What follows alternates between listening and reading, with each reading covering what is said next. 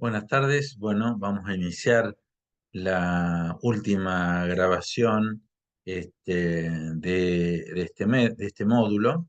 Así que ya hemos hablado de todo el tema de explosivos, hemos hablado de la parte de seguridad industrial y nos toca ahora hablar de la parte de gestión de la salud ocupacional, que es un tema muy importante porque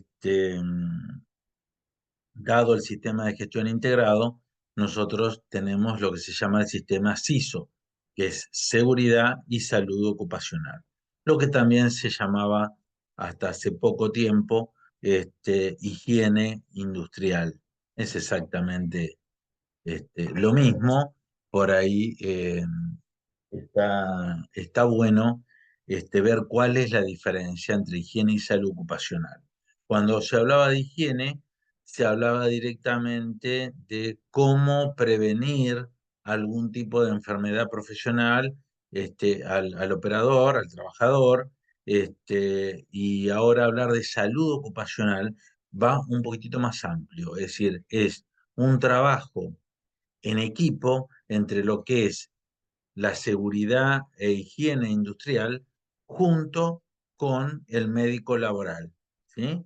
Entonces, de modo tal que incluye lo que es los perfiles de puesto de trabajo. Llámese como perfil de puesto de trabajo, es decir, a un procedimiento, como si fuera una especificación del tipo de empleado o empleada que necesitamos para determinado tipo de tarea. Es decir, que tiene que ver obviamente con su contextura física, con el sexo, con la altura, es decir, bueno, es decir, y con ciertas habilidades o conocimientos y destrezas que, más la actitud obviamente, como hemos hablado, que hacen a la conformación de un perfil de puesto de trabajo. Entonces, cuando hablamos de salud ocupacional, debe estar enfocada en la promoción y protección de la salud de los trabajadores y la prevención de accidentes de trabajo y de enfermedades profesionales.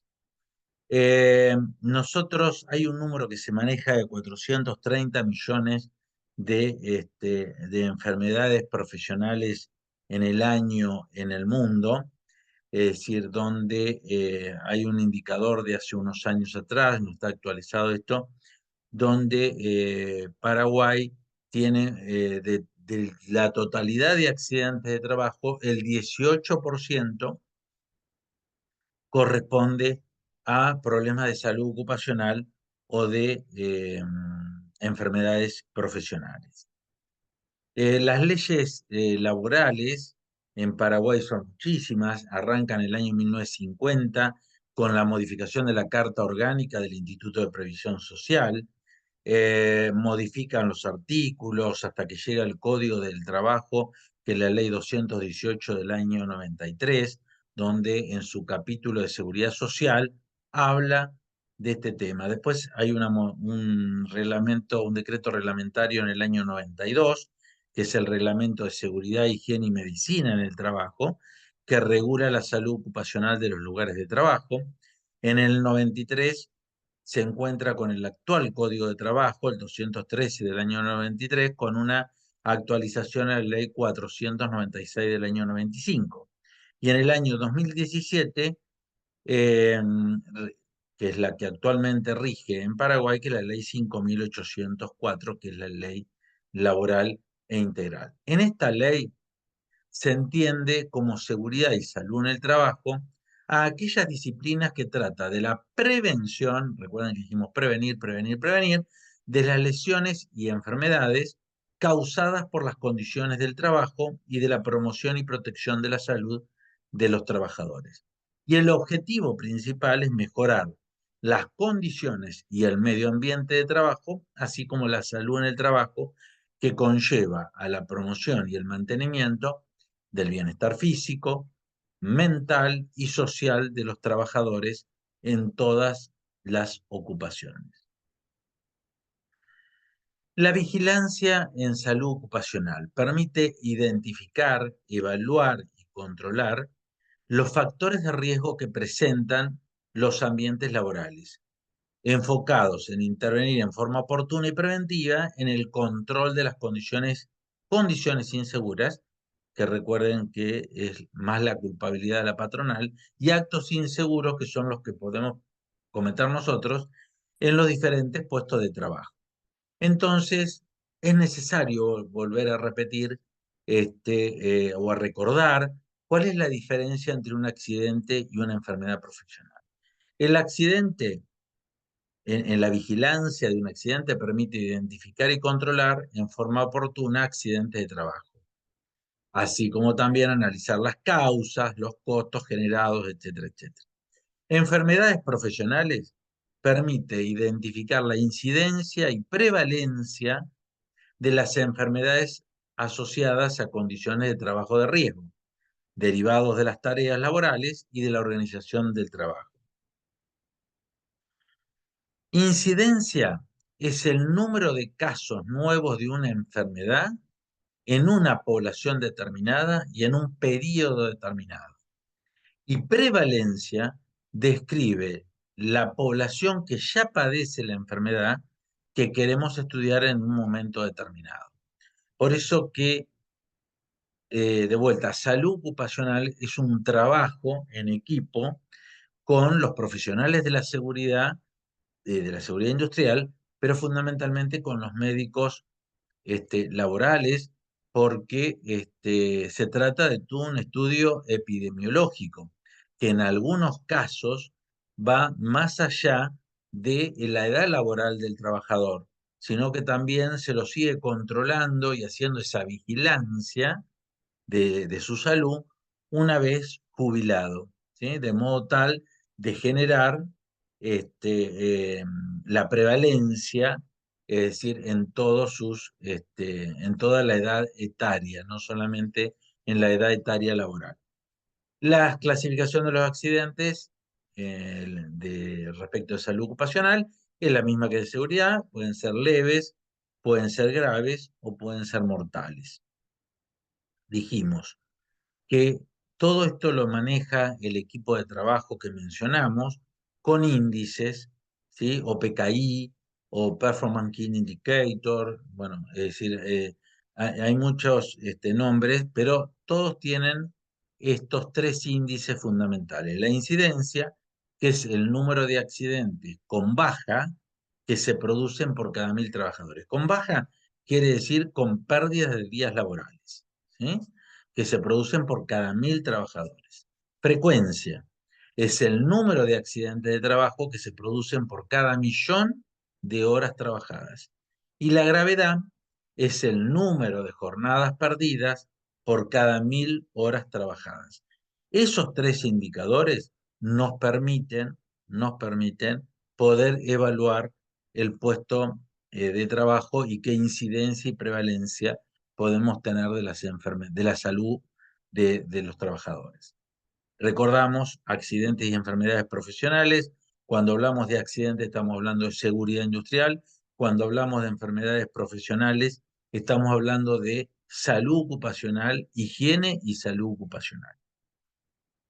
El riesgo laboral ya lo definimos en la charla anterior, que era la probabilidad de ocurrencia de un hecho con una determinada gravedad, y que existen varios factores de riesgo. Y que nosotros, nuestra función principal es nada más ni nada menos que la prevención. La prevención, que es aplicar normas, procedimientos, técnicas operatorias o instructivos para evitar un daño.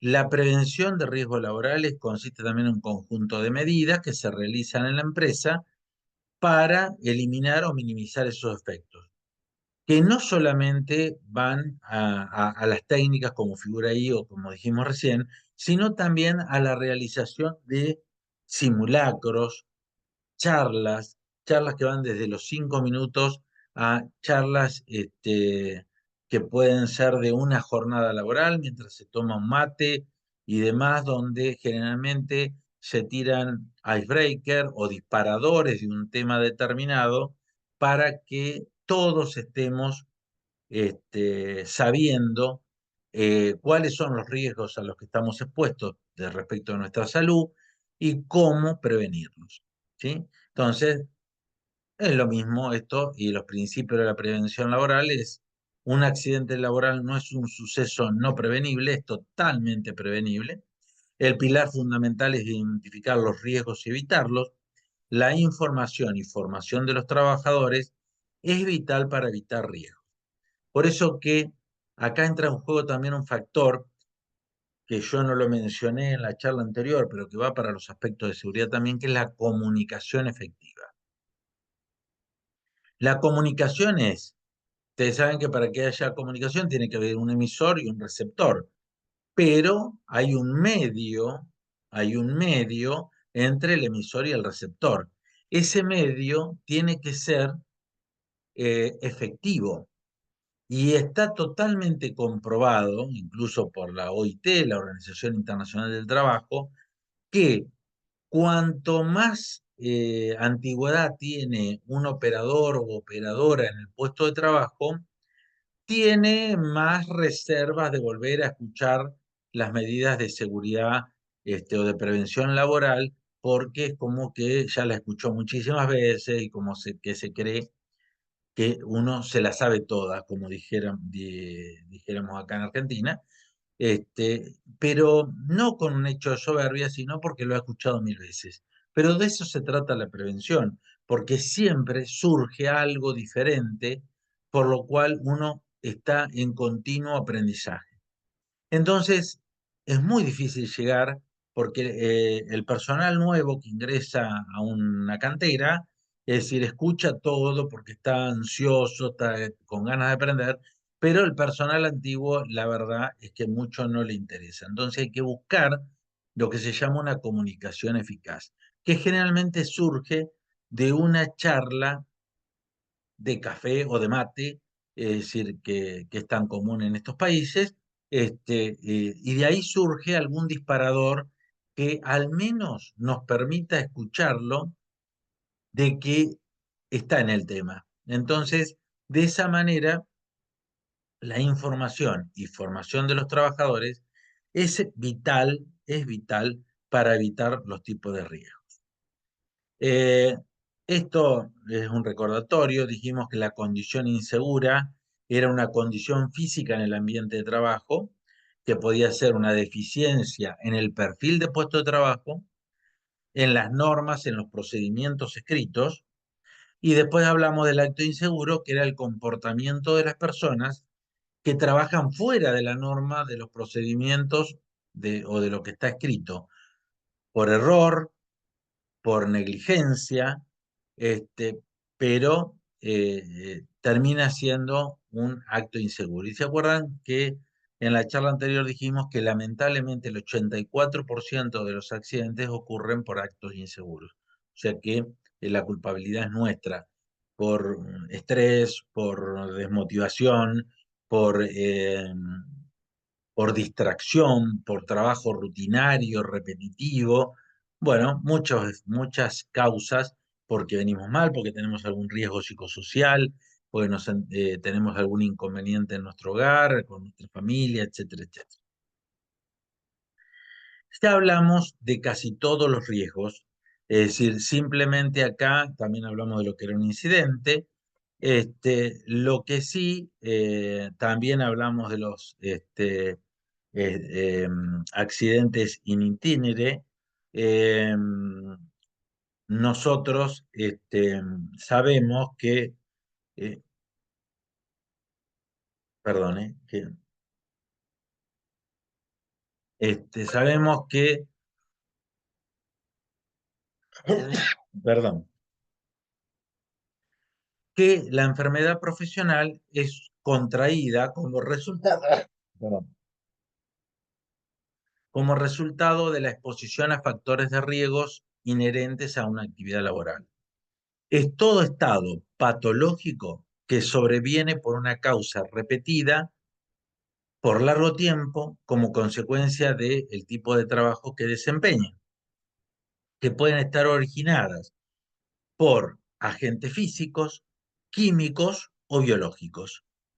Este, esos factores que influyen en las enfermedades profesionales, se tiene que tener en cuenta algunas cuestiones que lo vimos cuando hablamos de toxicología. El tiempo de exposición a ese contaminante, a esa sustancia tóxica, la dosis recibida, o sea, los miligramos por tiempo, por la jornada laboral que estamos recibiendo de ese contaminante, la variabilidad biológica, que ahí dice susceptibilidad individual, no todos tenemos un organismo, no todos tenemos el mismo organismo. De hecho, que también yo comenté cuando vimos la parte toxicológica, es que hay muchísimos operarios que están expuestos a la misma concentración, con la misma dosis y los mismos tiempos de exposición, al mismo contaminante, y algunas personas tienen la enfermedad profesional y otras no, porque la variabilidad biológica es fundamental. También influye la lenta evolución, es decir, generalmente las enfermedades profesionales son de intoxicaciones crónicas que ocurren en muchos años de tiempos de exposición y que, como toda enfermedad profesional, trae un efecto social, familiar y obviamente económico, y que son obviamente todas totalmente prevenibles. Bueno, los tipos de agentes en canteras y trabajos viales, obviamente que está de más decirlo, que es el polvo, ¿no? El polvo, la sílice, fundamentalmente, el ruido, ¿sí? El ruido de las máquinas, que puede generar una hipoacusia, dependiendo, como vimos en la charla anterior, los diferentes niveles de exposición. Recuerden que el nivel máximo de exposición es de 85 decibeles en una jornada laboral de 8 horas. Después yo ahí les di una tablita donde, de acuerdo a la cantidad de horas, cuanto más horas trabajo, va a disminuir el nivel de ruido al que podemos asimilar. También en las canteras estamos ante un agente físico que es las vibraciones mecánicas, que se produce por la utilización de equipos de trabajo con motor que pueden transmitir al cuerpo del operador que las maneja vibraciones con de cierto, digamos, nivel. La vibración es el movimiento de partículas en torno a un punto de equilibrio. La vibración del sistema, de la máquina, del sistema de maquinaria, puede afectar las manos, el brazo, el cuerpo entero, reduciendo la sensibilidad en los dedos, puede producir artrosis, problemas óseos musculares. Siempre todas las vibraciones que van hacia el cuerpo entero producen lumbalgias, hernias discales y que están asociados a manejos de autoelevadores, de camiones y maquinaria pesada, las taladradoras, las barrenadoras. Bien, si bien se ha avanzado muchísimo en los últimos años, dada la tecnología de cómo han ido cambiando el sistema de amortiguación de las máquinas que permite reducir el riesgo. Bueno, ¿qué hay que hacer? Hay que medir el nivel de exposición de cada puesto de trabajo, el cálculo de la exposición diaria para un periodo de la jornada laboral, 6 horas, 8 horas, 9 horas, identificar el riesgo, ver qué medidas preventivas se pueden hacer y potenciar mecanismos de vigilancia de la salud.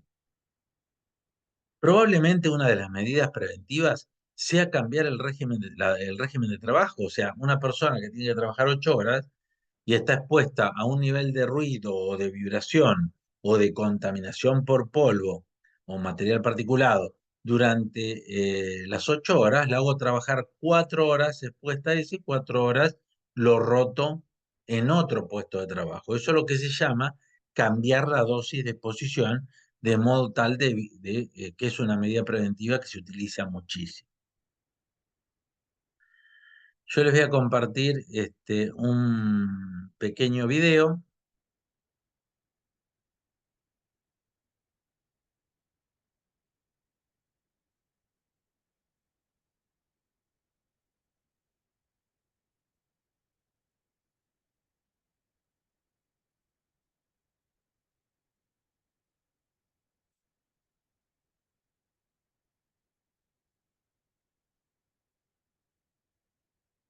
a ir.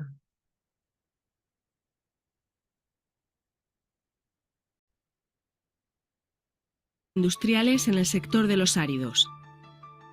Con la financiación de la Fundación para la Prevención de Riesgos Laborales y la participación de la patronal y los agentes sociales. El sector de los áridos es fundamental para la economía de muchas zonas geográficas. En la actualidad, unos 4.000 trabajadores de manera directa están relacionados con la industria de los áridos, lo cual nos da una idea del potencial del sector. A grandes rasgos, la industria de los áridos se divide en canteras, graveras y plantas de tratamiento, así como en áreas de almacenaje y expedición. En estas zonas pueden existir determinados riesgos que, sin las medidas preventivas adecuadas, pueden ser fuente de daño para la salud y manifestarse en forma de enfermedades profesionales. Estos riesgos causantes de enfermedades profesionales se denominan riesgos higiénicos industriales. En este vídeo conoceremos los riesgos higiénicos industriales relacionados en mayor o menor medida con el sector de los áridos y la necesidad de controlar las condiciones de trabajo por medio de la identificación, evaluación y planificación de medidas preventivas colectivas e individuales, además de conocer diversos aspectos de la vigilancia de la salud por medio de la medicina del trabajo. Ambas actividades técnicas y médicas pretenden controlar las condiciones de trabajo con el fin de evitar pérdidas de salud de los trabajadores expuestos en forma de enfermedades profesionales. Principales factores de riesgo higiénico. Polvo. A consecuencia de labores de perforación, voladura, trasiego de material, carga y descarga, así como machaqueo y triturado, se pueden poner en suspensión partículas de polvo que pueden entrar en contacto con el trabajador. No se debe olvidar que si este polvo contiene sílice, constituye un mayor riesgo. Para medir el polvo y la sílice en un puesto de trabajo, usaremos una bomba de aspiración de alto caudal unida por medio de un tubo a un ciclón y este a un filtro. Tras el muestreo durante un ciclo completo representativo de la jornada laboral, el filtro deberá de ser enviado a un laboratorio autorizado para obtener los resultados y determinar el nivel de riesgo. Ruido. El ruido es un sonido molesto e indeseado que a partir de 80 decibelios puede entrañar un daño para la salud de los trabajadores expuestos. Varias de las operaciones que tienen lugar en las canteras, graveras y plantas son generadoras de ruido y suelen superar ese nivel. De manera más concreta, el ruido se genera en cantera en tareas de perforación, voladura, arranque y transporte. En la planta de tratamiento el ruido está presente en el machacado, cribado y transporte del material. En el parque de áridos, en las cintas transportadoras y movimiento de material por medio de palas cargadoras, en la expedición en la carga y transporte del material y por último en tareas específicas de mantenimiento por el manejo de herramientas principalmente. El ruido debe evaluarse por sonómetros para mediciones puntuales y por dosímetros para evaluar exposiciones equivalentes a una jornada laboral.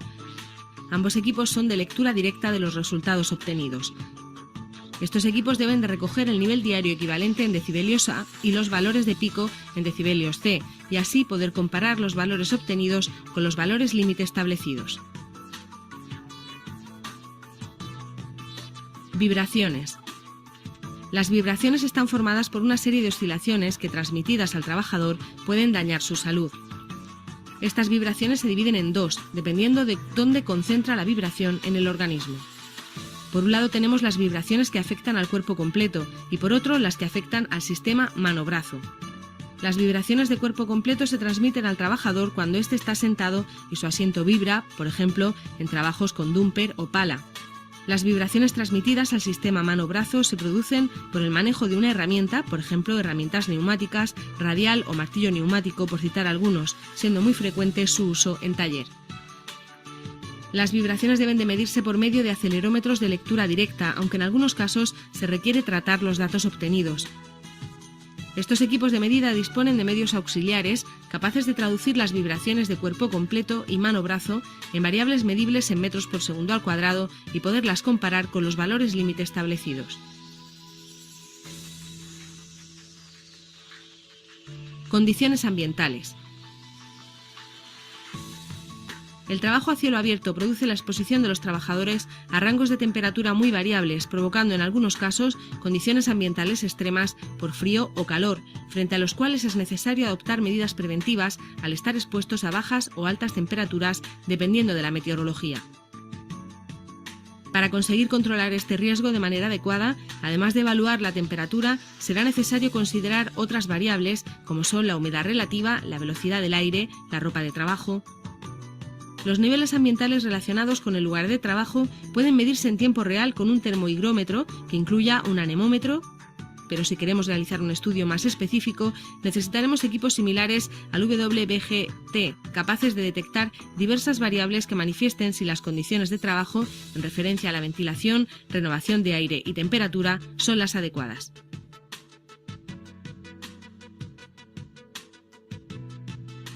Iluminación. En todas las zonas de trabajo, una iluminación adecuada adquiere relevancia en las operaciones que se desempeñan al amanecer, a la caída de la tarde o incluso por la noche. La falta de iluminación puede llegar a provocar irritaciones en los ojos, además de accidentes como atropellos, caídas o golpes, entre otros. El nivel de iluminación debe de medirse por medio de luxómetros, cuya misión es medir en tiempo real la cantidad de lux que existen en el puesto de trabajo. Otros factores de riesgo higiénico de menor presencia. Radiaciones no ionizantes. En tareas de mantenimiento principalmente, los equipos de soldadura emiten unas radiaciones que pueden quemar la piel expuesta, pudiendo provocar daños importantes en la dermis y epidermis de la piel. Además, no hay que olvidar que la exposición incontrolada al sol puede provocar también quemaduras de la piel. Las radiaciones no ionizantes deben de medirse por medio de fotorradiómetros, cuya misión es medir las dosis de radiaciones a las que están expuestos los trabajadores en función de la longitud de onda producida por el equipo de soldadura.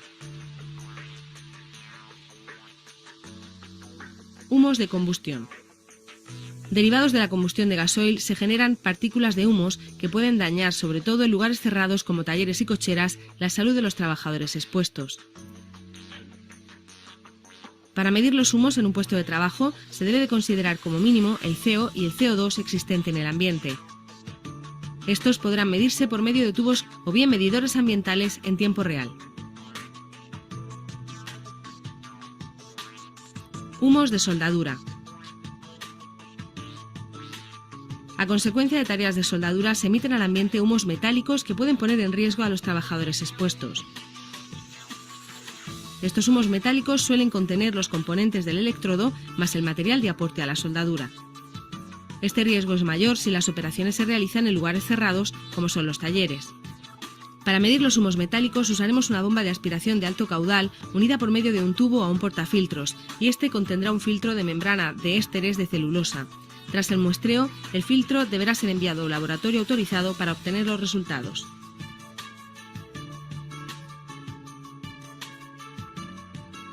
Legionela. La presencia de agua no tratada pulverizada puede generar en determinados casos un foco de infección que ataque la salud de los trabajadores. El agua utilizada deberá de estar sometida a controles periódicos y a un tratamiento químico eficaz. Actuaciones generales de control de la exposición. Ante un riesgo conocido se deberá de procurar eliminar y, si no es posible, evaluarlo por medio de equipos de medida adecuados para determinar su potencial y planificar medidas que ayuden a controlar la situación y establecer unas condiciones de trabajo seguras. Las medidas preventivas planificadas deberán de llevarse a cabo con la siguiente prioridad. Primero, en la fuente. Pretenden la eliminación o reducción del riesgo en el mismo origen en el que se genera. Segundo, en el medio. Modifican las condiciones de transmisión y propagación entre la fuente y los trabajadores expuestos. Tercero, y por último, en el receptor. Limitan las exposiciones de los trabajadores a los riesgos generados. El término vigilancia de la salud de los trabajadores engloba una serie de actividades referidas tanto a individuos como a colectividades y orientadas a la prevención de los riesgos laborales, cuyos objetivos generales tienen que ver con la identificación de problemas de salud y la evaluación de intervenciones preventivas. La vigilancia de la salud se basa en protocolos médicos. Estos consisten en analíticas específicas, así como una serie de pruebas complementarias que permitan valorar la aptitud del trabajador para el desempeño de un puesto de trabajo y la detección precoz de daños para su salud cuando los riesgos higiénicos están presentes en su puesto de trabajo.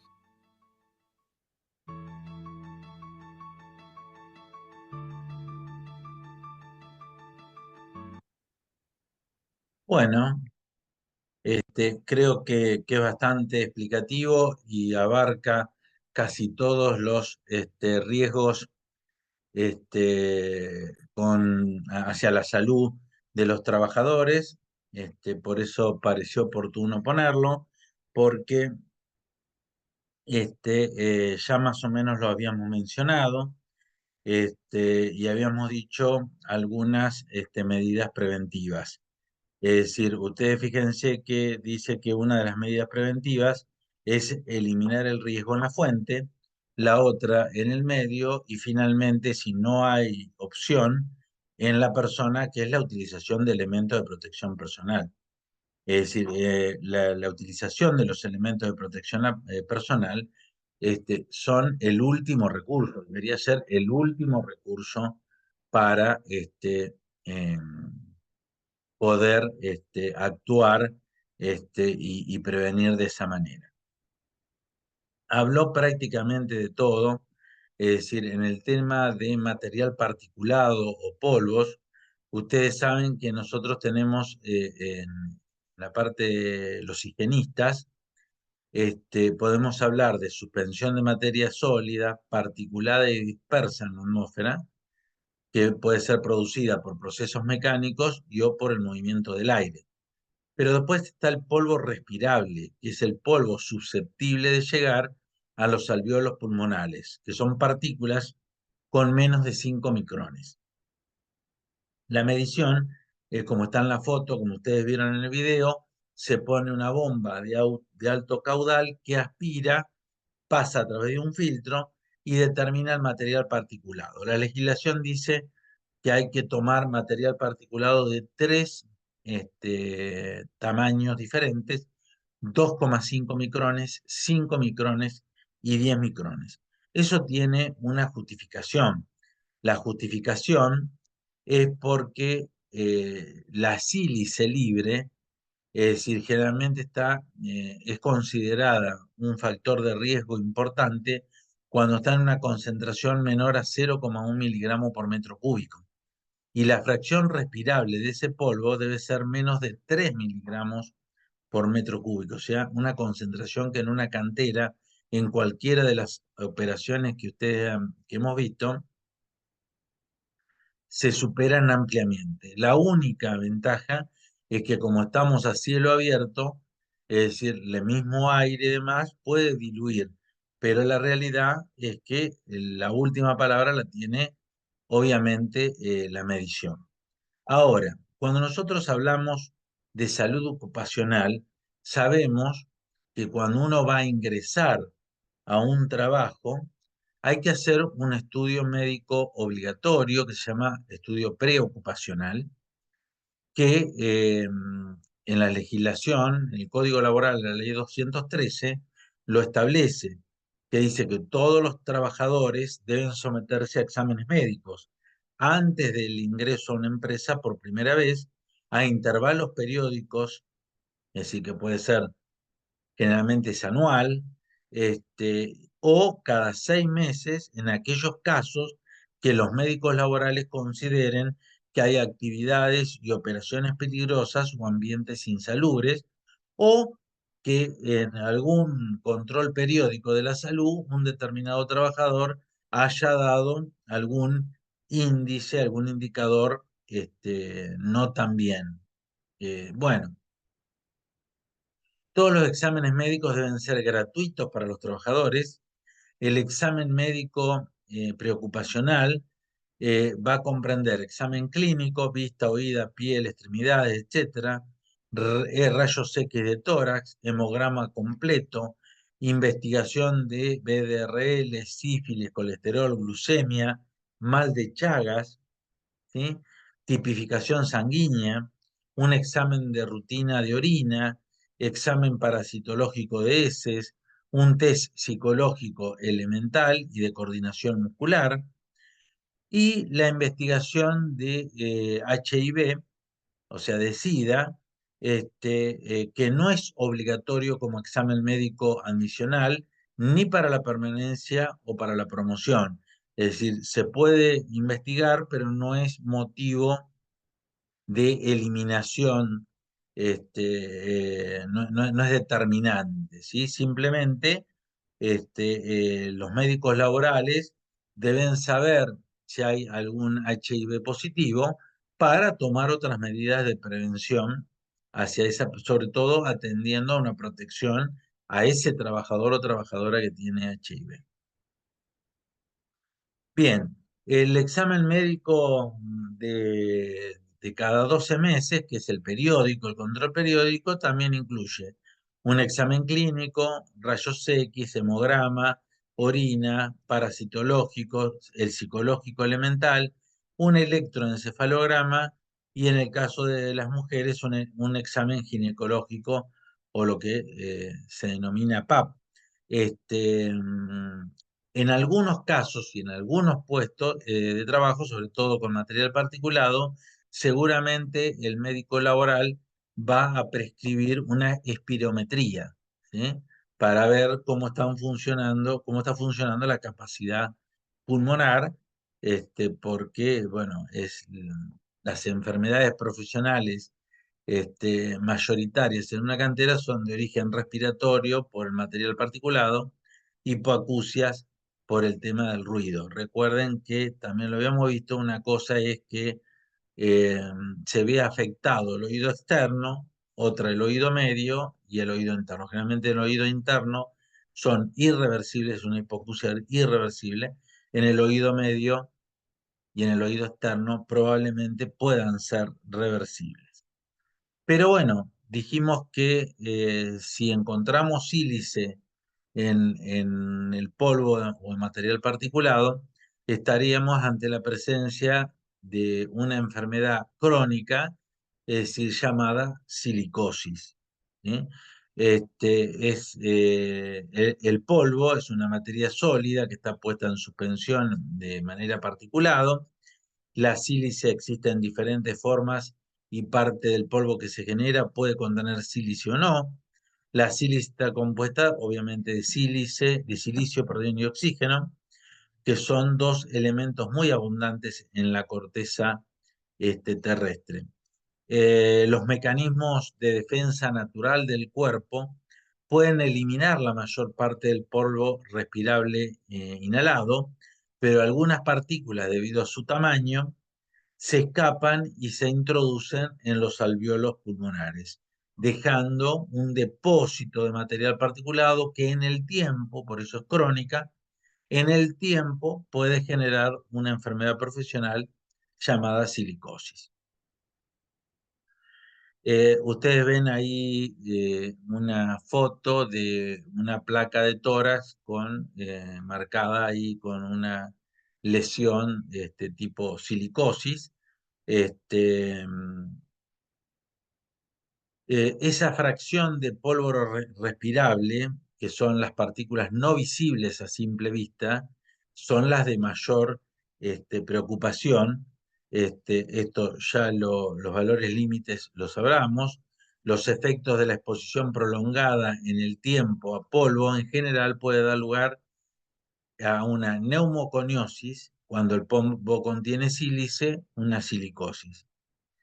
Hasta la fecha no existe un tratamiento eficaz, provocando, por lo tanto, problemas pulmonares irreversibles, por lo que la mejor medida es la prevención del riesgo con medidas de carácter técnico y con controles médicos eficaces. Eh, Muchas veces en una cantera es muy difícil eliminar la fuente, ¿sí? Porque la fuente es lo que nosotros, es el objetivo de una cantera, que es la extracción de piedra, y al extraer la piedra se genera el material particulado. En el medio también es muy difícil, porque ¿cómo hacemos para aislar al operador? Es decir, por ahí, bueno, sí, los que trabajan en camiones o en las barrenadoras que tienen toda una cabina, se puede disminuir, pero en el momento, siempre hay un momento de exposición. ¿Cuáles son los síntomas de la silicosis? Falta de aliento después de algún esfuerzo, tos grave, fatiga, pérdida de apetito, dolores de pecho, fiebre. Ante cualquiera de estos síntomas hay que consultar con el médico laboral. Los tipos de silicosis pueden ser crónica, que genera fibrosis pulmonar difusa, sin síntomas al inicio, aparece después de 10 años, la silicosis acelerada, que se exposiciona a altas concentraciones de sílice cristalina, que aparece entre los 5 a 10 años, y aguda, que evoluciona rápidamente, es grave en insuficiencia respiratoria severa y aparece en semanas o antes de los 5 años. Obviamente que cada uno de los tipos de silicosis que estamos mencionando depende como de la dosis a la que estamos expuestos. Es decir, concentración en función del tiempo, miligramos de polvo o de material particulado en un determinado tiempo de jornada laboral. En los casos más avanzados de silicosis, puede provocar cambio en el color de la piel, insuficiencia cardíaca, así como insuficiencia respiratoria. Es preciso el control médico periódico de las personas que hayan estado expuestas a riesgo de contaminación de polvo de sílice en su vida laboral. Asimismo, el grado de silicosis puede agravarse con el paso del tiempo, incluso 20 años después de abandonar el trabajo. Por eso que digo que es un estudio epidemiológico incluso cuando se jubila o cuando se retira la persona. Una aclaración que no hice anteriormente, todo lo que figura en esta exposición está hecha por una médica laboral, a la cual siempre agradezco, que es una médica laboral de acá de Argentina, de acá de la zona, que es la doctora María Ignacia Vela, es decir, especialista en medicina laboral de mucha trayectoria y muy renombrada. Así que bueno, siempre agradezco que ella este, ha, ha participado en la escritura de estas, no es porque yo sea médico, sino porque ella lo escribió. Bueno, medidas preventivas. ¿Cómo controlamos de la fuente? Pretende la eliminación o reducción del riesgo en el mismo origen en el que se genera. Podemos rediseñar el proceso, aislamiento, confinamiento, métodos húmedos, extracción localizada. Vamos a una cantera. Rediseño del proceso podemos hacer. Lo único que nos queda es cambiar la grilla del proceso de detonación para tener menos cantidad, menos concentración de material particulado en el momento de la voladura. El resto no lo podemos rediseñar. Aislamiento, confinamiento, salvo para determinadas tareas que estén en cabinas. No todas pueden aislarse o confinarse. ¿Puedo utilizar métodos húmedos? Sí, lo que pasa es que sería costoso y no tan amigable con el medio ambiente, porque sería regar continuamente. O sea que salvo que tengamos un río, un lago caudaloso y con un sistema de bombeo que también genera otro problema de eficiencia energética, podríamos utilizar algún tipo de método húmedo en una cantera, pero complicado, costoso. Extracción localizada, imposible, porque estamos a cielo abierto, por lo cual la misma ventilación general que tenemos de ese ambiente es la que se puede encargar de disipar, pero estamos expuestos a las condiciones climáticas, a las condiciones climáticas de viento, humedad, etcétera, etcétera. Control del medio son aquellas que modifican las condiciones de transmisión y propagación entre la fuente y los trabajadores expuestos. Orden y limpieza, sí, esa la podemos hacer en cualquier lado, incluso en una cantera. De hecho, que en uno de los casos que vamos a estudiar para la evaluación en la última clase sincrónica, ustedes se van a dar cuenta de algunas cositas de orden y limpieza que se pueden mejorar. Ventilación general localizada, de vuelta, tenemos ventilación natural, no hay manera. ¿Alguna barrera física? Imposible, salvo nuevamente el control del medio, que es la cabina de la maquinaria. ¿Aumento de distancia? Probablemente sí. Es decir, hay muchas tareas que hay gente que está en el lugar y que no debería estarlo, ¿sí? Simplemente por el hecho de mirar. Bueno, eso sería prevenir un poco el control del medio. Y por monitoreo, que eso sí lo podemos hacer, los controles periódicos o que el médico laboral determine hacia el azar, decir, bueno, hoy le vamos a hacer a tal persona una espirometría, en un par de meses a otro, o par de días o semanas. Control del receptor.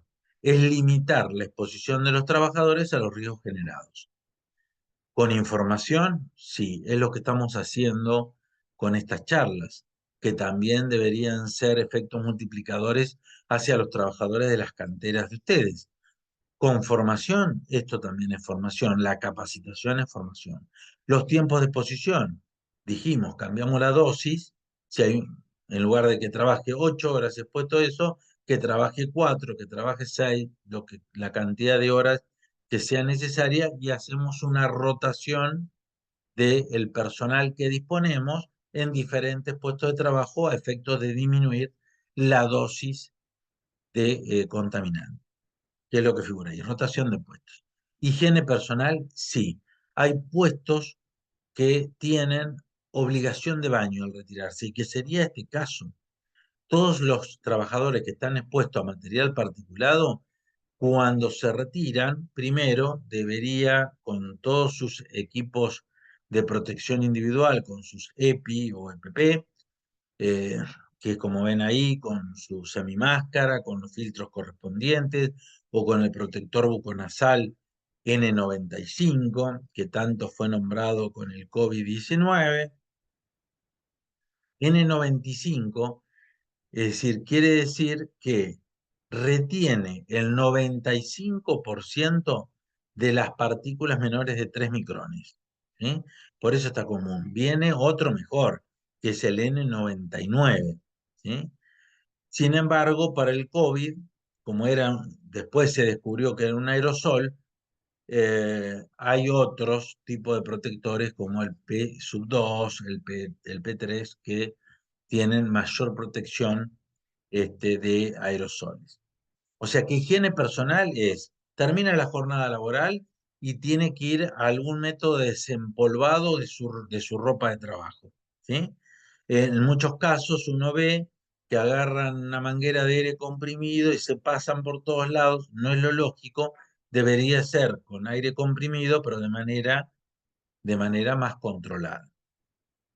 Y vigilancia de la salud, sí. Los controles eh, asistemáticos, periódicos, etc. ¿Sí? Después vamos a ver algún otro video. La neumoconiosis, dijimos nosotros que era la afectación pulmonar, como se ven en esas placas, es un conjunto de enfermedades pulmonares producidas por la inhalación de polvo mineral y la consiguiente deposición de partículas sólidas inorgánicas en los bronquios, los ganglios linfáticos o en el parénquima pulmonar. Puede ir o no acompañada de una disfunción respiratoria. En la exposición al polvo, el tamaño de las partículas generadas tiene una gran importancia, como dijimos. Por eso, las partículas de mayor de 100 micras no se inhalan. Entre 50 y 100 micrones, nariz y garganta, o sea, vías aéreas superiores. Menores a 50 micrones se van a los pulmones, y menos de 5 micrones directamente van a los alvéolos. Pero las menores a 2 micrones prácticamente no se depositan, o sea, no le tenemos que dar demasiada importancia porque no se depositan en los alvéolos. Este diagrama indica la probabilidad de contraer neumoconiosis después de 30 años de trabajo según la cantidad de polvo respirado. O sea, en el eje Y tenemos años, 0, 5, 10 hasta 30 años. Y en el eje X tenemos la concentración de polvo respirado, en miligramos por metro cúbico. ¿Sí?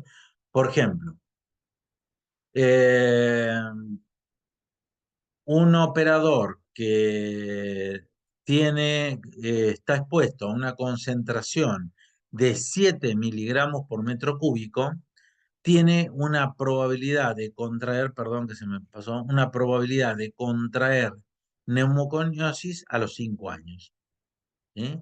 En cambio, fíjense que en 30 años uno puede recibir una concentración de 15 miligramos por metro cúbico. De ahí que se divide, la medicina laboral divide en 3 grandes grupos. Grupo A, que son aquellos puestos de trabajo que tienen menos de 10% de concentración de sílice, el grupo B entre 10 y 30% y el grupo C mayor a 30%. Y dice para cada clase 1, clase 2 y clase 3, cuál es la concentración por la cual deberíamos contraer neumoconiosis. La clase 1 es una labor sin riesgo, solamente se necesita medidas de prevención y nada más. La clase 2 hay que aplicar las medidas de prevención. En la otra se informan, en la clase 1 acá hay que aplicar. Y la clase 3 es de prevención inmediata. La autoridad competente debería tomar asuntos en el tema y determinar plazos de ejecución de esas medidas preventivas que se van a tomar. Dentro de los compuestos orgánicos volátiles, que nosotros llamamos VOX, más representativos e importantes presentes en una cantera son los de origen de combustibles, naftas, del gasoil, que pueden salir el xileno, tolueno, estireno y otros. Por ejemplo, el tolueno o el xileno, las naftas también pueden producir encefalopatías tóxicas, ¿sí? La acetona puede provocar dermatitis, o bien otras enfermedades respiratorias o enfermedades cutáneas o inmunológicas relacionadas con compuestos volátiles. Por suerte, el trabajo de una cantera a cielo abierto, generalmente la presencia de VOX es disipada, o de estos compuestos orgánicos volátiles, son disipadas por la ventilación natural a la que estamos.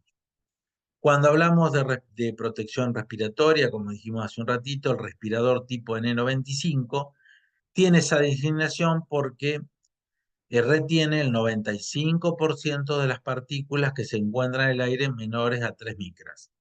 El respirador tipo FFP2, según una norma europea, sirve para filtrar el 94% de las partículas de material particulado en el aire. Cuando hablamos de las enfermedades profesionales respecto del ruido, dijimos que normalmente es progresiva e irreversible si afecta al oído interno. En un primer estadio no se percibe la disminución de la audición, pero si continúa, la pérdida auditiva afecta la capacidad de percibir sonidos agudos, por eso se hace una audiometría en los controles médicos periódicos. En la audiometría, el fonoaudiólogo, la fonoaudióloga, rápidamente detectan si uno percibe sonidos agudos o no. Otro tema de salud ocupacional que también es bastante nuevo es el tema de ergonomía. La ergonomía en el trabajo se suele definir como la humanización del trabajo, el confort laboral. Es la adaptación del medio al hombre, es la adaptación de las máquinas y del puesto de trabajo al hombre, no al revés. Es decir, de vuelta, el medio se adapta para el trabajador o las máquinas y el puesto de trabajo se adapta al trabajador. Si el hombre está enfermo, genera una enfermedad profesional, como dijimos, o un deterioro temprano de su salud. Si el hombre está sano, no vamos a tener efectos negativos del trabajo, por lo cual deberíamos tomar solamente medidas preventivas en esos puestos. ¿Cuáles son los objetivos de la ergonomía? Seleccionar la tecnología para las herramientas y equipos de trabajo más adecuados al personal disponible, controlar el entorno del puesto de trabajo, detectar los riesgos de fatiga física y mental, que puede ir desde la ubicación de la PC, desde el asiento del autoelevador, desde el color y la iluminación de una oficina, optimizar la interrelación de las personas disponibles y la tecnología utilizada, favorecer el interés de los trabajadores por las tareas asignadas y por el ambiente de trabajo, es decir, motivación.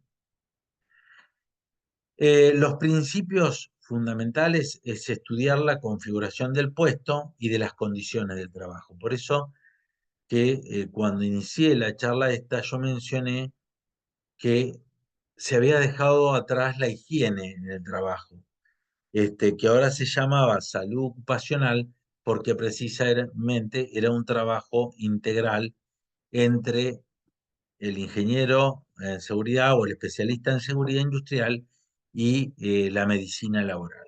Adaptar la exigencia de la tarea a las capacidades del hombre, concebir las máquinas, equipos e instalaciones con un máximo de rendimiento, precisión y seguridad, adaptar el ambiente, luz, ruido, temperatura, color a las necesidades del hombre en su puesto de trabajo.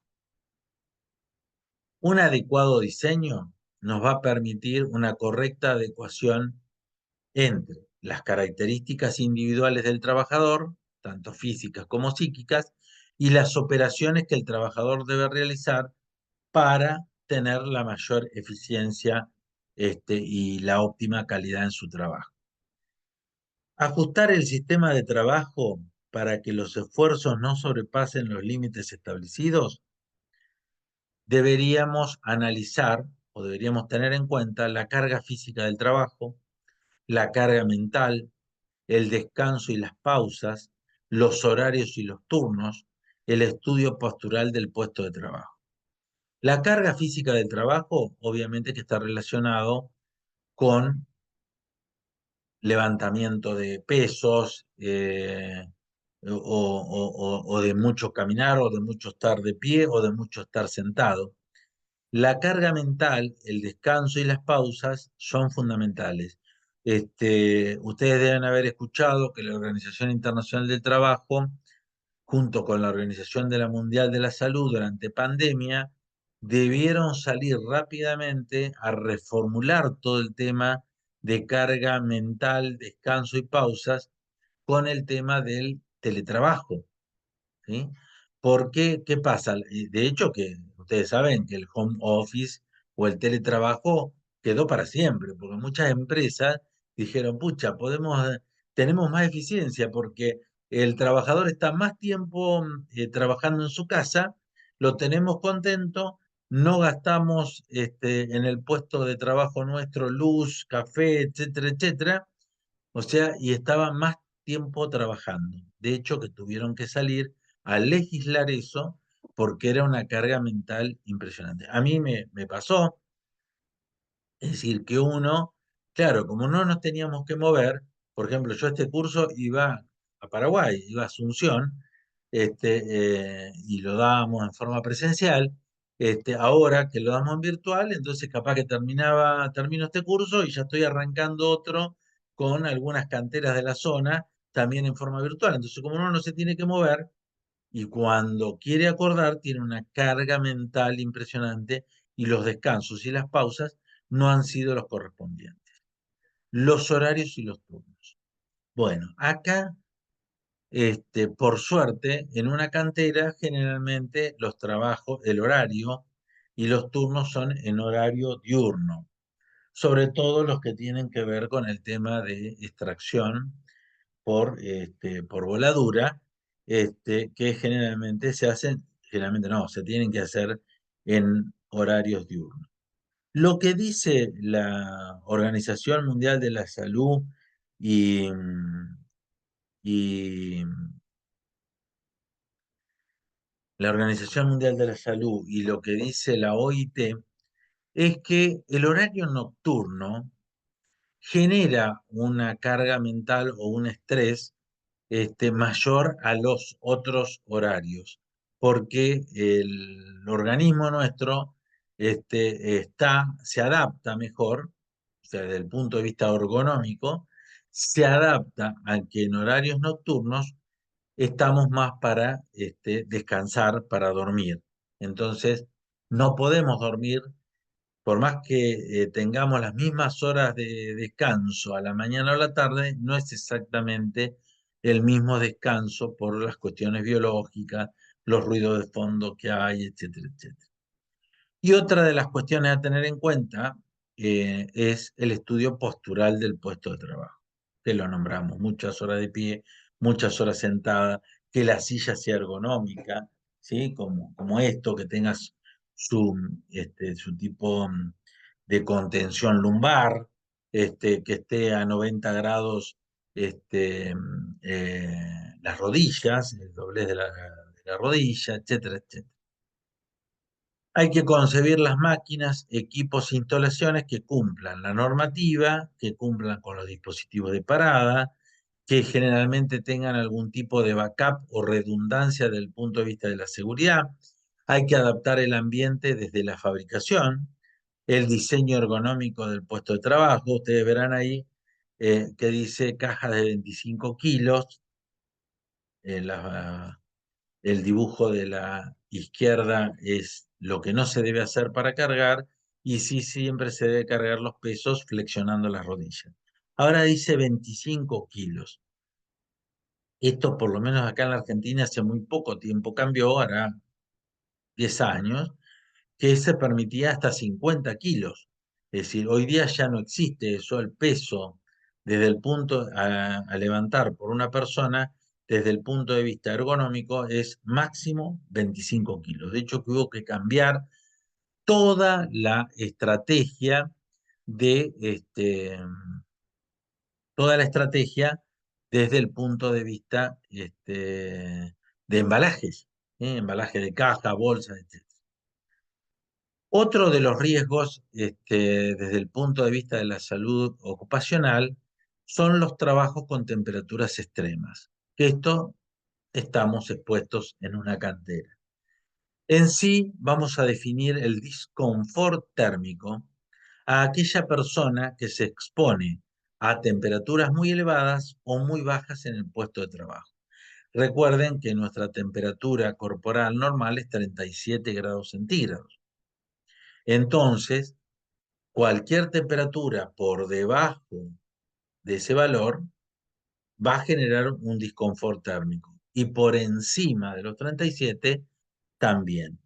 De hecho, que nosotros hablamos de distrés térmico tanto para frío como para calor.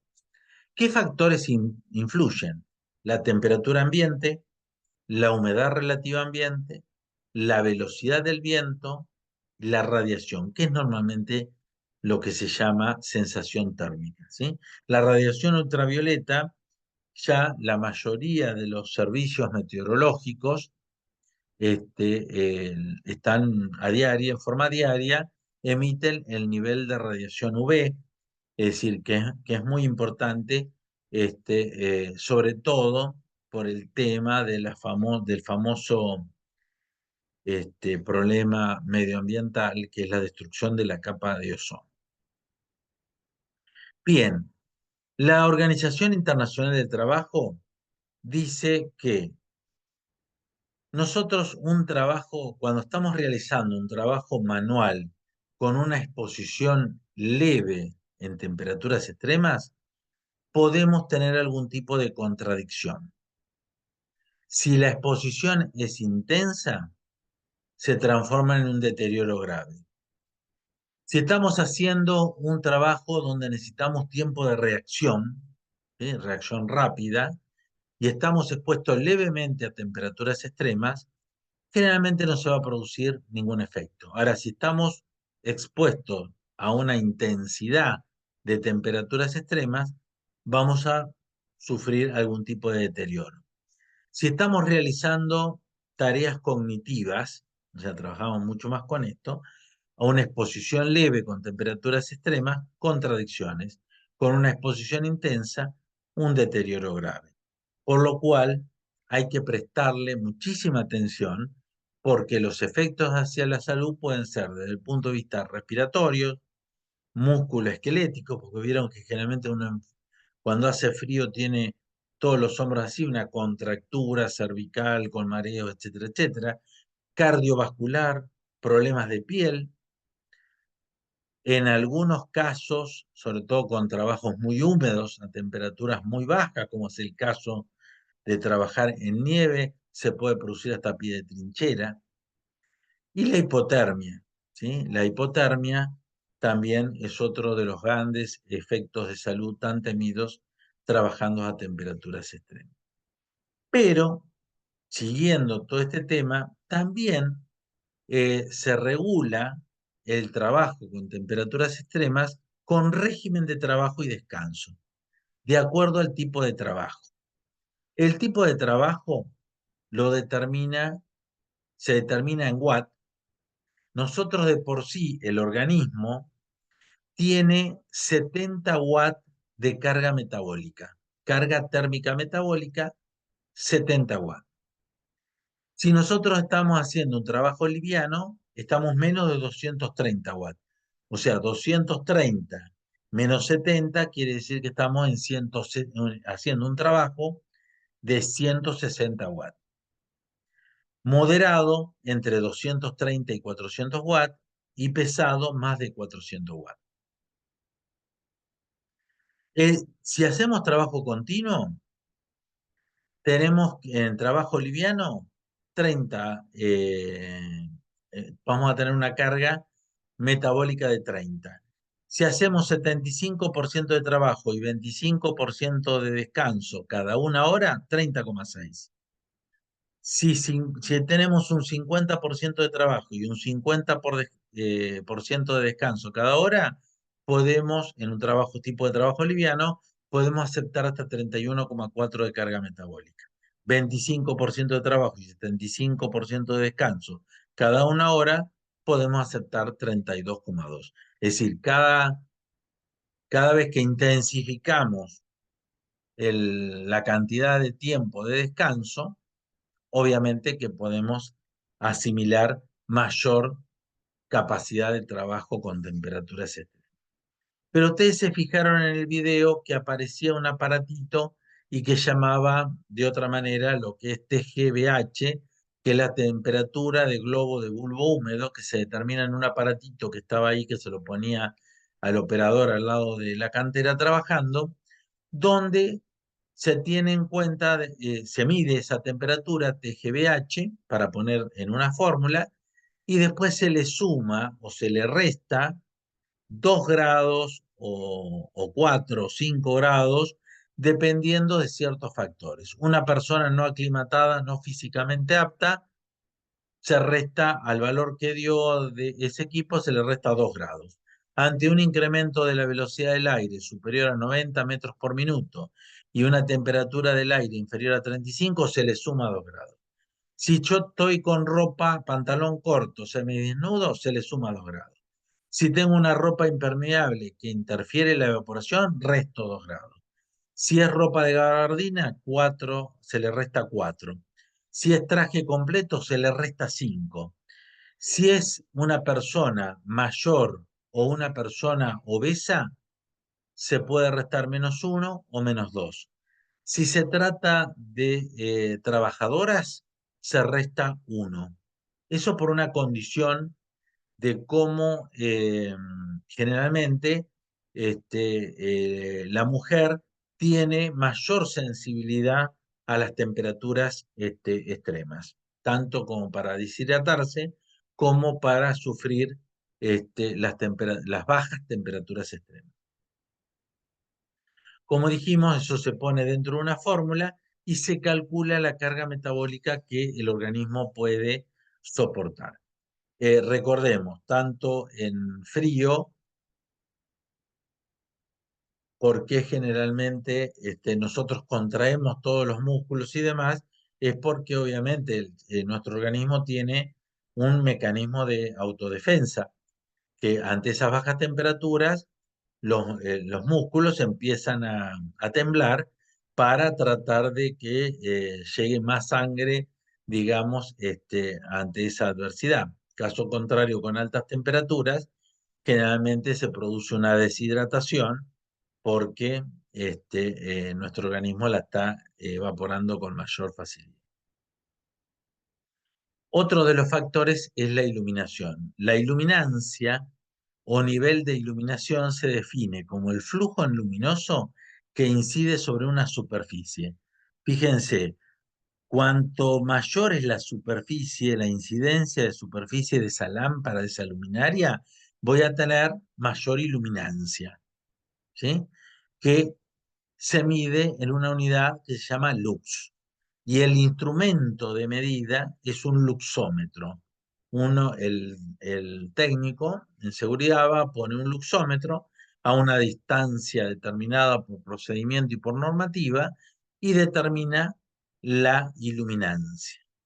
Pero también es importante medir el flujo luminoso, que son los lúmenes, que también tienen incidencia en cuanto a la normativa legal. Los tipos de iluminación, natural o artificial. Natural se realiza a partir de la luz que proviene del sol, varía constantemente a causa de la rotación terrestre. La calidad, dirección, intensidad y color no puede ser controlada por el hombre. Recuerden que nosotros en los polvorines necesitamos iluminación natural. Artificial es una luz que proviene de objetos como lámparas, luminarias. La dirección, el color, la intensidad y la calidad sí la podemos manejar nosotros. De hecho que tenemos luz blanca, fría, luz amarilla, bueno, podemos modificar. Pero sí requiere conocimientos técnicos y resulta obviamente mucho más costosa que la natural. Los tipos de iluminación pueden ser general, para iluminar todo en un área con el mismo nivel de iluminancia; localizada, ofrecer una mayor iluminancia en un sector o en sectores particulares del interior; y puntual es la iluminación destinada a una tarea visual específica. Cada tipo de trabajo tiene una normativa de iluminancia.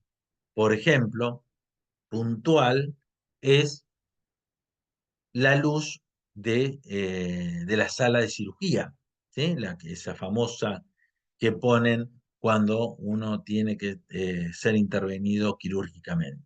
¿Mm? Una iluminación adecuada es aquella que no produce deslumbramientos, que no produce reflejos ni brillos y que proporciona el mayor confort visual.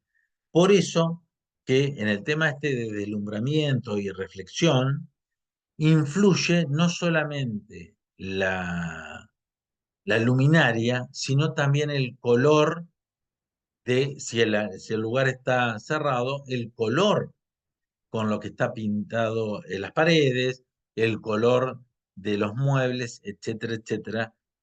Por eso siempre que se habla en salud ocupacional, que hablamos de iluminación, siempre decimos que hablamos de iluminación, este, de iluminación y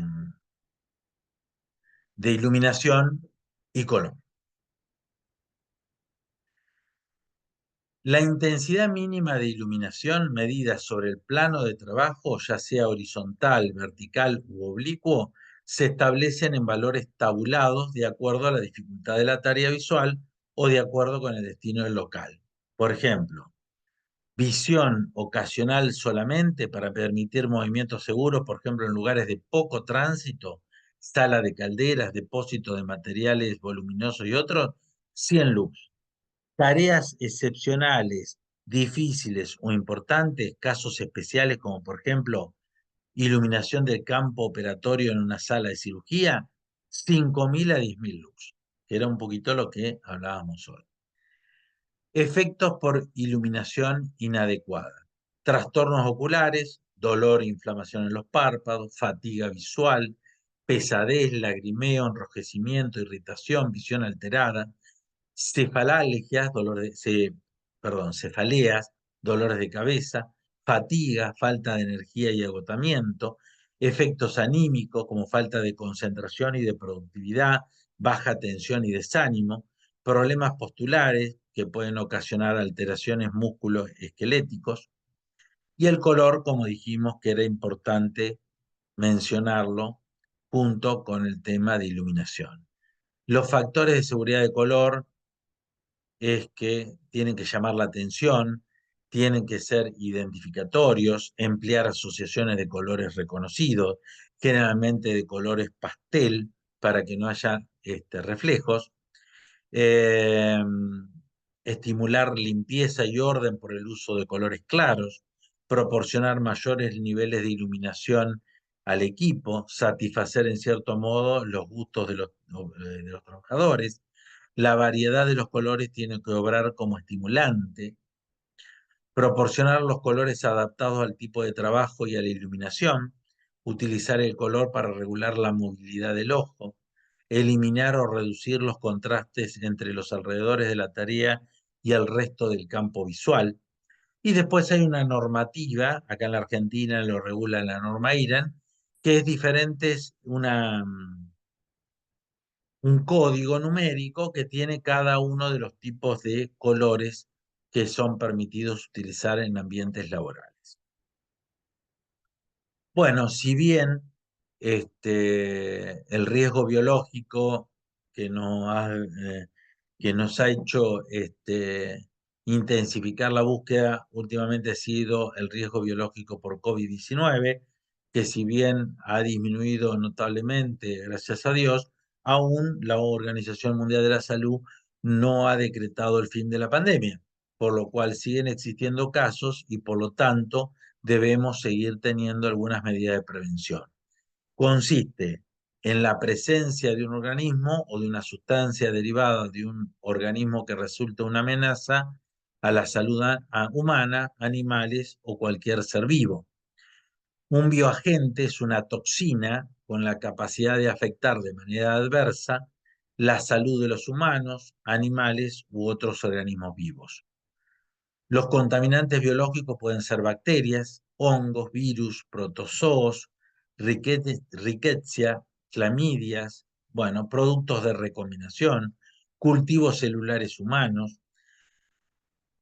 ¿Cuáles son las vías de ingreso al organismo? Pueden ser inhalación, como es el caso del COVID, vía dérmica, por contacto con la piel, en muchas ocasiones sin causar erupciones ni alteraciones notables, por la misma porosidad ingresa al organismo, por vía digestiva a través de la boca, el esófago, estómago y los intestinos, por vía parenteral, por contacto con heridas que no han sido protegidas debidamente, caso HIV, sífilis, bueno, etc.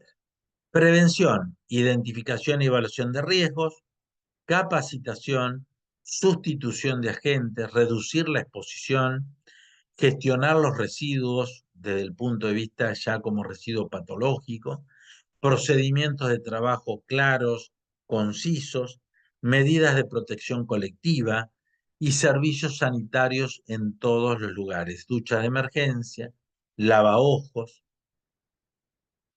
Bueno, no voy a hablar y me voy a extender demasiado con el COVID, pero ustedes saben que cuando arrancó la pandemia se creía que era de un determinado tamaño y terminó siendo un aerosol. De hecho, que fue acá un infectólogo muy conocido en la Argentina, que es el doctor Kahn, que estudió muchísimo el tema, él siempre decía, cuando arrancó la pandemia, él decía, esto es una obra de teatro, el COVID, donde el libreto lo estamos aprendiendo en el escenario. Y era así, porque hasta descubrir que era un aerosol, lamentablemente se produjeron un montón de muertes en el mundo, acá en la Argentina también, es decir, y bueno, hoy día se produce alguna muerte también por COVID, aunque ya no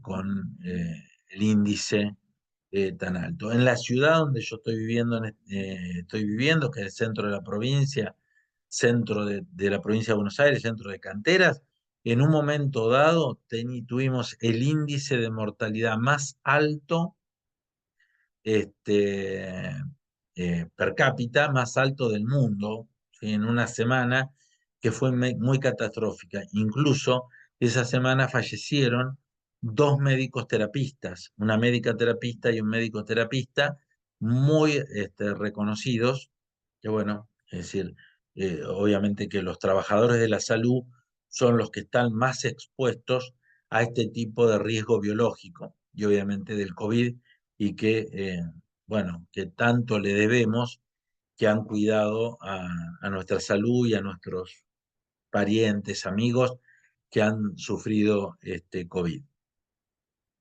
Ya no tiene mucho sentido, lo tienen para leer los diferentes, también los síntomas fueron cambiando, y era diferente, así que, bueno, sí, la prevención general es la prevención que siempre deberíamos tener en forma cotidiana, que es el lavado de manos con agua y jabón. Acá alguien, creo que el doctor Kahn también había dicho que había que lavarse las manos el tiempo necesario mientras que uno cantaba un feliz cumpleaños, ¿no? Que era el tiempo necesario que uno tenía que tener el agua y jabón para que se pudiera llevar todos los gérmenes, virus, etcétera, etcétera. O si no, el alcohol en gel o alcohol al 70%. Acá también se habló mucho del alcohol al 70% y de usar otro tipo de desinfectantes de origen veterinario. Bueno, muchísimos se pueden utilizar. El distanciamiento social, el uso de tapabocas, el tapabocas que primero recuerden que era todo usar N95 y que después pedían por favor las autoridades sanitarias que dejaran los N95 para los agentes sanitarios, es decir, y que nosotros nos protegiéramos con un simple tapaboca. En un momento dado era que teníamos que limpiar la suela de los calzados, dejarlo afuera. Eso era todo realmente de gusto, porque no había ningún asidero científico que se podía transmitir el COVID de esa manera. Sí, todo lo que fue transporte público era muy importante. Hoy día, en algunos lugares, en algunas ciudades grandes, los subtes de la ciudad autónoma de Buenos Aires, es decir, mucha gente sigue utilizando tapaboca, yo en muchos casos también, es decir, porque hay mucha gente, bueno, también las medidas de prevención fueron cambiando, y obviamente en el ámbito laboral también fueron cambiando, nos tomaban la temperatura cuando ingresábamos, si teníamos tos, si teníamos 37 grados, nos teníamos que volver a nuestra casa. ¿Cómo nos volvíamos a nuestra casa? Si habíamos venido en un transporte público, ¿cómo hacíamos para volvernos? Bueno, es decir, muchísimas situaciones de idas y venidas, pero de vuelta. Se fue analizando a medida que los científicos iban descubriendo cuáles eran los verdaderos causas y síntomas de esta enfermedad. ¿Por qué se hablaba de los 2 metros de distancia? Porque cuando se descubrió que era un aerosol, los tamaños de gota más pesados caían rápidamente, pero los más livianitos se decía que caían entre 1,20 m y 1,50 m. ¿Sí? Hay muchos videos en Google que uno puede googlear, incluso entrando a la página de la Organización Mundial de la Salud, también encuentra muchísimos y algunos que ya ahora dice qué pavadas nos hacían hacer, pero bueno, en ese momento era la medida preventiva que había, ¿no? Bueno, todo lo que trata riesgo biológico, obviamente que hay que aplicar como medida preventiva la desinfección, que es la solución de alcohol al 70%, solución de hipoclorito de sodio o lavandina al 10%, lavarse las manos con agua y jabón. Hay otro tipo de desinfectantes también que se pueden utilizar. Y bueno, utilizar, si uno tiene acá lo que ha quedado ahora de COVID es que si uno tiene síntomas, vaya a trabajar, pero que sea responsable y se use un protector buconasal por si llega a ser COVID y no contagiar al resto de las personas. Bueno, en el caso de los residuos, todos los residuos patológicos deben ser tratados como residuos especiales y deben ser eliminados o darle disposición final por empresas que estén habilitadas para hacer este tipo de trabajos de residuos patológicos. Bien, esto era, digamos, lo que el Centro de Control de Enfermedades de Estados Unidos determinaba como de bajo riesgo, que era estar cerca de alguien guardando una distancia de 2 metros, hablar con alguien cara a cara usando protector buconasal durante menos de 4 minutos, caminar, correr o andar en bicicleta también era de bajo riesgo, que si los espacios estaban bien ventilados también era bajo riesgo, mientras que se aplicaran la distancia, el distanciamiento de seguridad. El riesgo medio obviamente estaba dado en lugares cerrados como supermercados, escuelas, y alto riesgo eran en espacios interiores sin mucha ventilación. De hecho, que después apareció el tema de la ventilación cruzada. Los baños públicos, áreas comunes y restaurantes eran los de mayor riesgo que se daban. ¿Sí? Bien,